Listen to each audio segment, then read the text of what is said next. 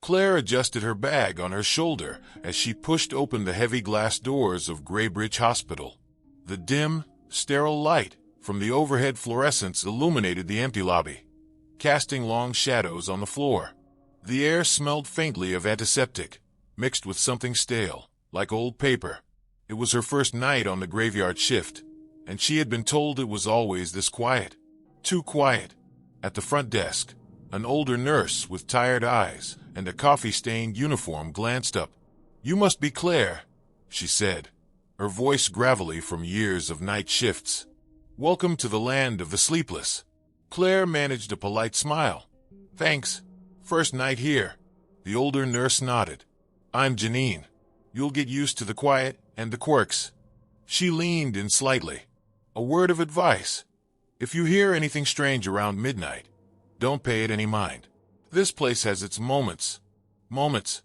Claire raised an eyebrow, but Janine just chuckled darkly and waved her off.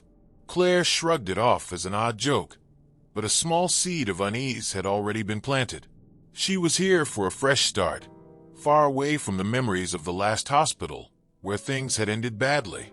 By the time Claire reached the nurse's station, the clock on the wall read 11:47 p.m.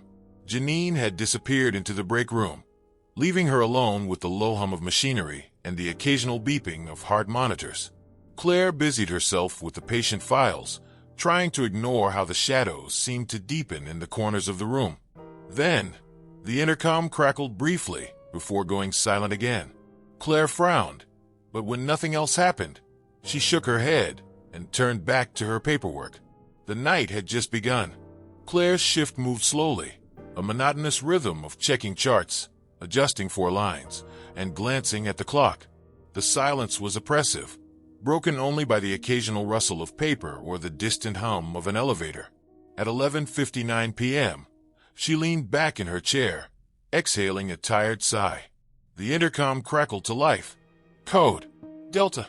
Room 7. The voice was faint, distorted, and mechanical.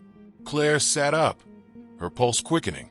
She grabbed the nearest phone to call Janine, but before she could dial, a blood-curdling scream echoed from room 7.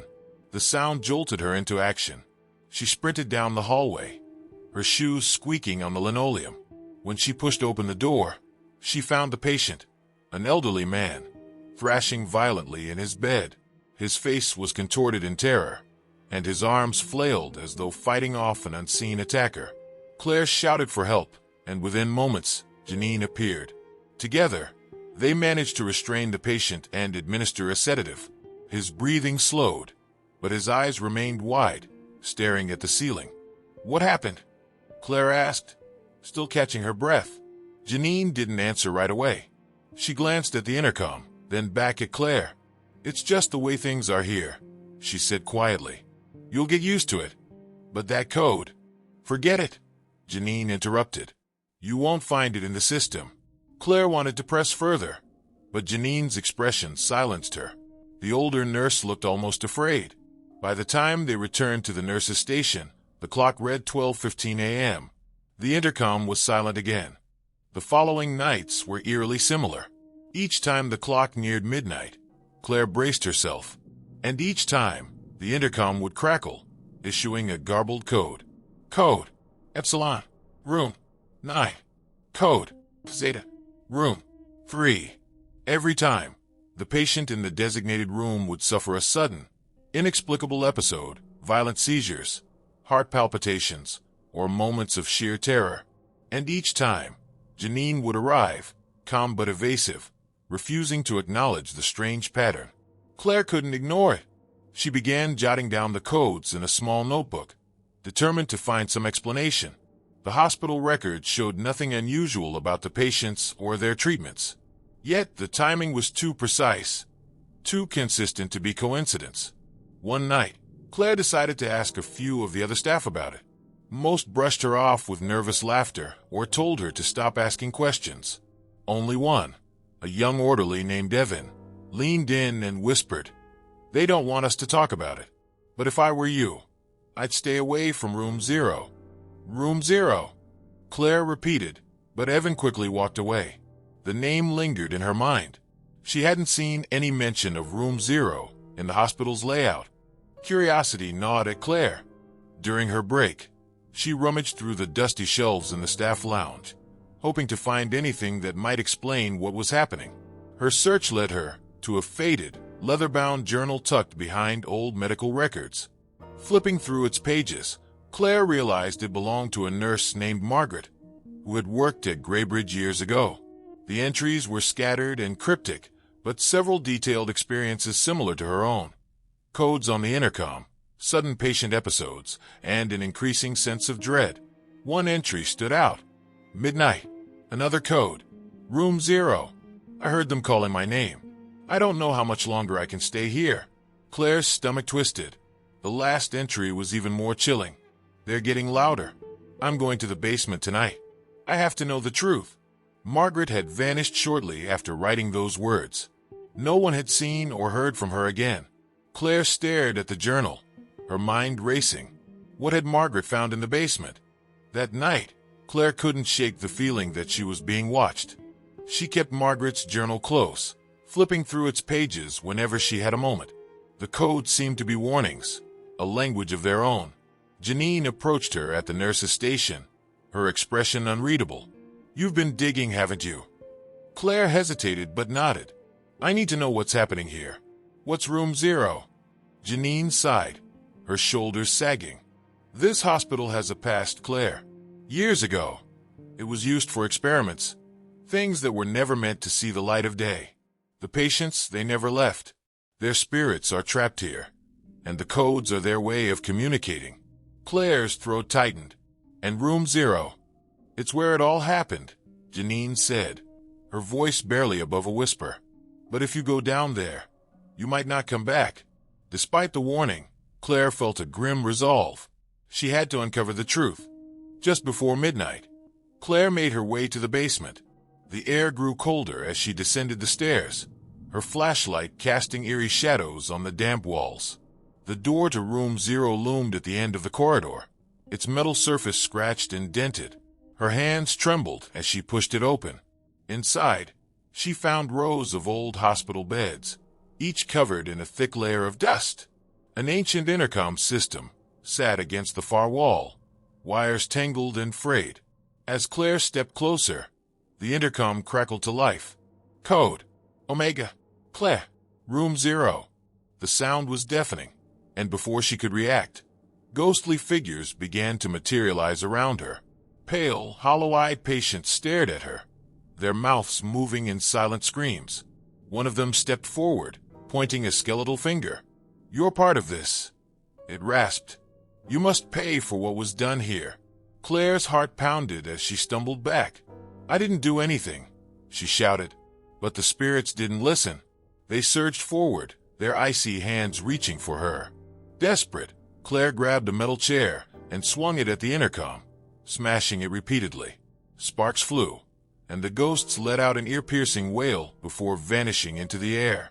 Claire collapsed to the floor, gasping for breath. The intercom was destroyed, and the room fell silent. For a moment, she thought it was over. She stumbled back up the stairs, her legs weak and trembling. When she emerged into the main hospital wing, she was greeted by a strange calm. The lights were steady, and the patients slept peacefully in their beds. Janine met her at the nurse's station, her eyes wide. You did it, she whispered. But Claire wasn't so sure. The weight of what she had seen, and what she had done, pressed heavily on her chest. Claire handed in her resignation the next morning. She couldn't stay at Greybridge any longer. That night, as she unpacked in her new apartment, she felt a flicker of relief. Then, her bedside radio crackled. Code. Omega. Claire. Her blood ran cold as the voice whispered, Home.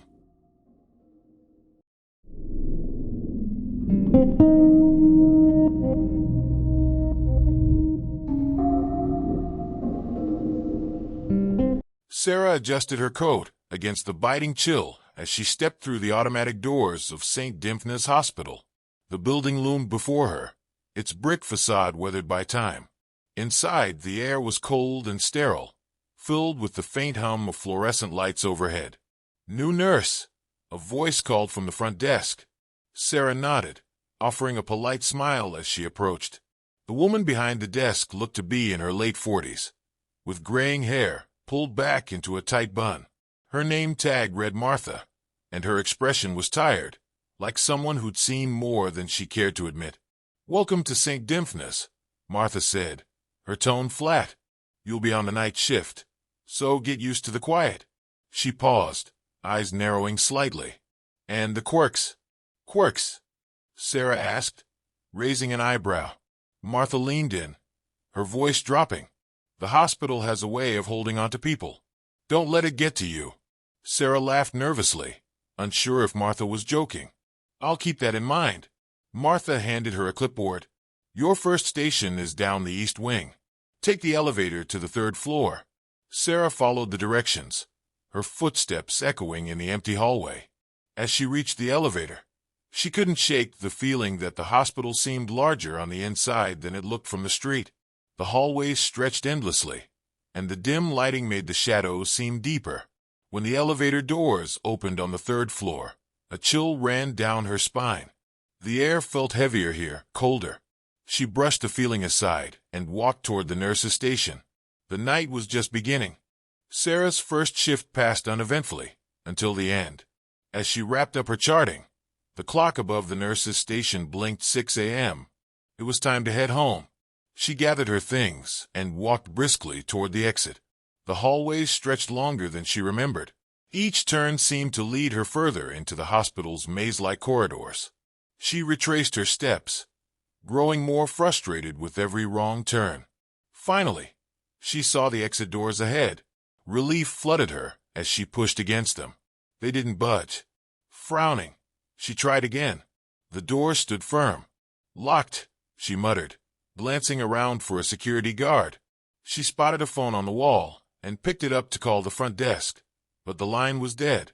Her frustration deepened, but before panic could set in, Martha appeared behind her. "Everything okay?" Martha asked, her voice calm but slightly wary. "I can't seem to get out," Sarah said, gesturing to the doors. Martha walked over, pressing a button beside the door. With a loud buzz, they unlocked. "Sometimes the system glitches," she said with a faint smile. "Try not to worry." Sarah nodded hesitantly and stepped outside. As the crisp morning air hit her face, she couldn't shake the lingering unease. The next night, the same thing happened. The corridors stretched impossibly long, and the exit wouldn't open until Martha arrived. By the 3rd night, Sarah wasn't just frustrated. She was afraid. When she mentioned it to her colleagues, they brushed her off with nervous laughter or vague reassurances. "It's just this place," one of them said. "You get used to it." But Sarah wasn't so sure. As the days passed, Sarah noticed peculiar patients in the hospital. They were eerily quiet, their skin pale and waxy, as if life barely clung to them. These patients never called for help or asked questions. They simply stared, their hollow eyes following her as she moved through the ward. One patient in particular unnerved her, an elderly man in room 214, his face gaunt and his eyes sunken, would watch her every time she passed his door. One night, while checking his chart, Sarah felt a chill crawl up her spine. She turned to find him staring directly at her, his lips slightly parted as if he were about to speak. "Do you need anything?" she asked, her voice steady despite her discomfort. The man didn't respond. Instead, he raised a trembling hand and pointed toward the hallway. Sarah turned to look, but the corridor was empty. When she turned back, the man had lowered his hand, his eyes now closed as if nothing had happened. Sarah tried to dismiss it, but the image stayed with her. These patients were unlike any she had encountered before. Their silence seemed deliberate, almost as if they knew something she didn't. One evening, as Sarah organized supplies at the nurse's station, Martha approached her, her usual tired expression replaced by something more serious. "Sarah," she said quietly, "I need to talk to you." Martha led her to a small, unused break room. She shut the door behind them and leaned against the wall. "This hospital isn't like others," Martha began, her voice low. "It holds onto people. Once you're here long enough, it doesn't let you go." Sarah frowned. "What are you talking about?" Martha sighed, rubbing her temples. "Some of us, we've been here longer than we should. Longer than we even realize." "That doesn't make sense," Sarah said, shaking her head. "You mean people can't leave?" "They can leave," Martha said, "but not forever. The hospital brings them back, and some never make it out at all." Sarah's mind raced.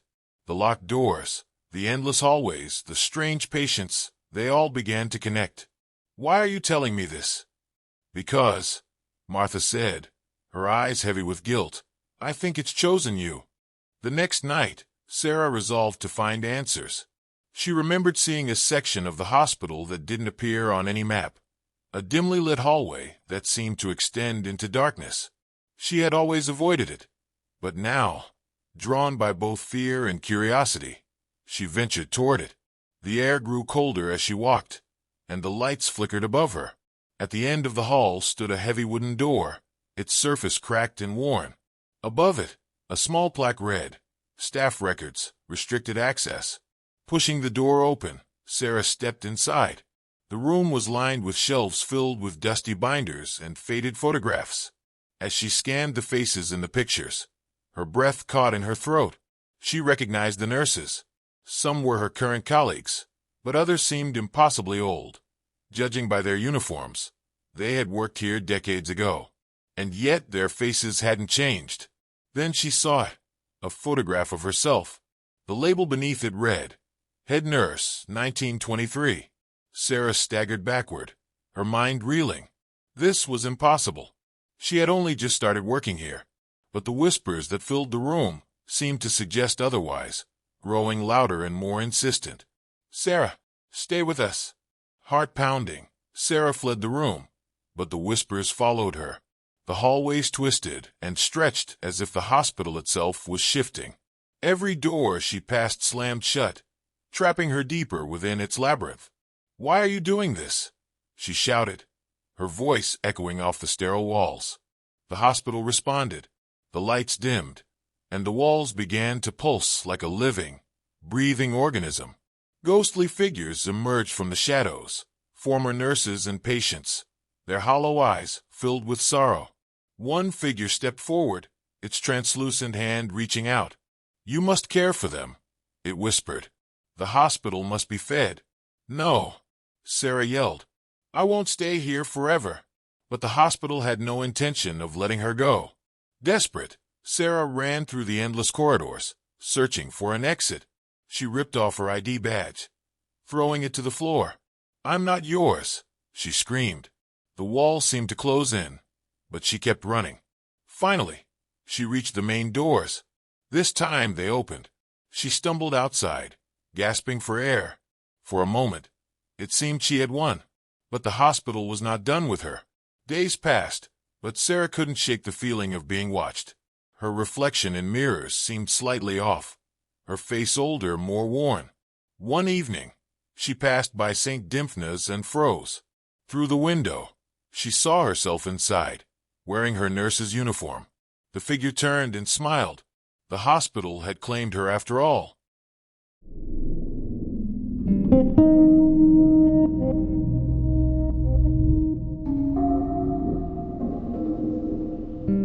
Lily adjusted her ID badge as she walked through the gleaming halls of St. Augustine Hospital. Everything about the place exuded prestige. Spotless floors, cutting-edge equipment, and rows of awards displayed in glass cases. This was the kind of hospital where careers were made or ruined. She had barely settled at the nurse's station when a low voice startled her. "Nurse Lily, I presume?"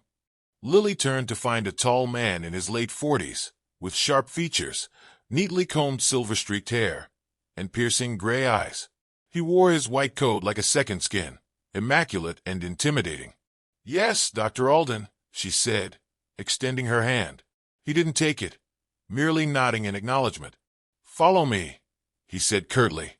Dr. Alden led her through a maze of hallways, his strides purposeful. "I trust you've been briefed on my methods," he said without looking back. "Not exactly," Lily admitted. Just that I'd be assisting you on specialized cases. Good, he replied. We'll keep it that way. Your job is to observe and execute my instructions precisely. No questions. His tone left no room for argument.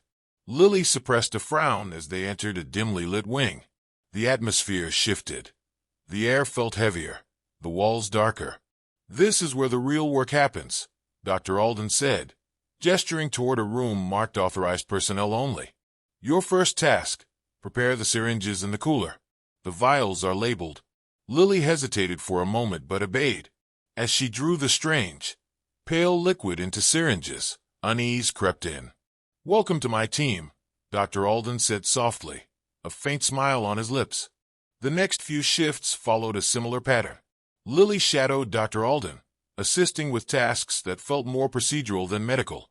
She administered treatments without understanding their purpose, recorded observations without questioning their meaning. One night, as Lily reviewed patient charts, she noticed something strange. Several files bore no discharge notes, yet the patients were no longer in their rooms. Room after room was empty, though the records showed they were still under care. Dr. Alden, she began hesitantly during their rounds. What happened to the patients in these rooms? She handed him a chart. He glanced at it briefly. Discharged, he said, his voice flat. But they're no longer your concern, he interrupted, his eyes locking onto hers. Focus on the patients in your care now. Lily swallowed her questions and continued her rounds.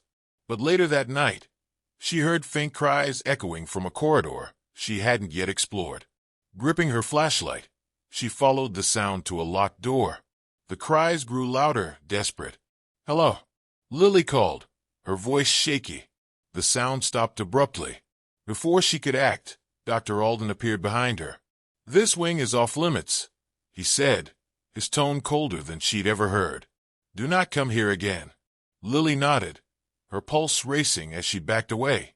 But as she left, she couldn't shake the feeling that someone or something was still behind that door, silently watching her retreat. It was nearing midnight when Dr. Alden summoned Lily to the hidden wing. He led her into a sterile operating room where a pale, unconscious man lay strapped to a table. His shallow breaths barely stirred the air. We have limited time, Dr. Alden said, handing her a syringe filled with the same strange liquid she'd prepared earlier. Inject this into his fore. Lily's hands trembled. What is it? A stabilizer, he said curtly. Do it now. She hesitated but complied, pushing the liquid into the patient's veins. For a moment, nothing happened. Then, the man gasped, his eyes fluttering open. He muttered incoherently before convulsing violently. Dr. Alden moved quickly, injecting another substance to calm him. The patient fell still, his vitals flatlining moments later. Lily froze, her heart pounding. He's gone, she whispered. Dr. Alden calmly removed his gloves. Not every experiment succeeds. Document the time of death. Lily stared at him in disbelief. Experiment. He turned to her, his expression unreadable. You're learning, Nurse Lily. The future of medicine is built on trial and error. Now, write it down. Feeling trapped, Lily obeyed, her conscience screaming in protest. The next day, Lily returned to the hidden wing, determined to find answers. While Dr. Alden was occupied, she searched his office and found a locked drawer. Inside was a weathered leather journal. The entries spanned decades, detailing experiments aimed at extending life through vitality transfer.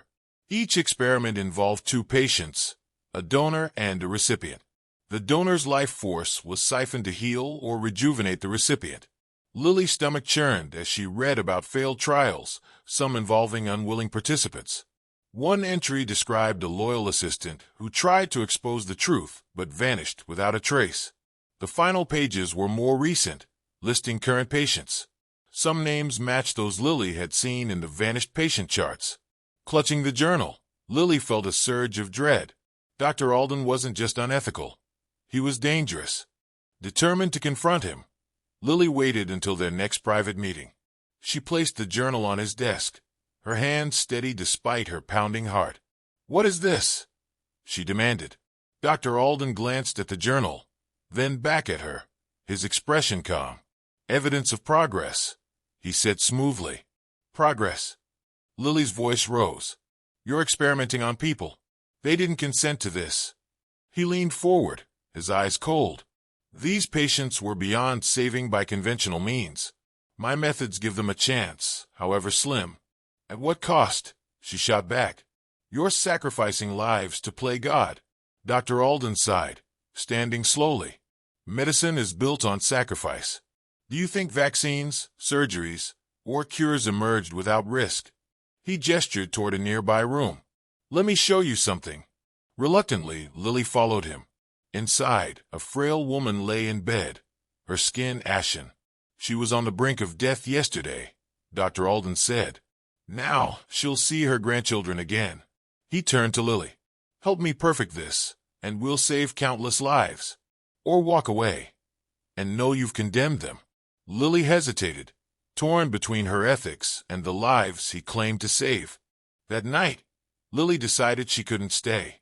She gathered the journal and tried to leave the hospital, but the hall seemed endless. Every door she reached was locked, the exits always just out of sight. Dr. Alden's voice crackled through the intercom. "You can't leave, Nurse Lily. Progress demands commitment." Panicking, she ran, but the hospital itself seemed to conspire against her. She was trapped, exhausted and defeated. Lily finally found herself back at the nurse's station.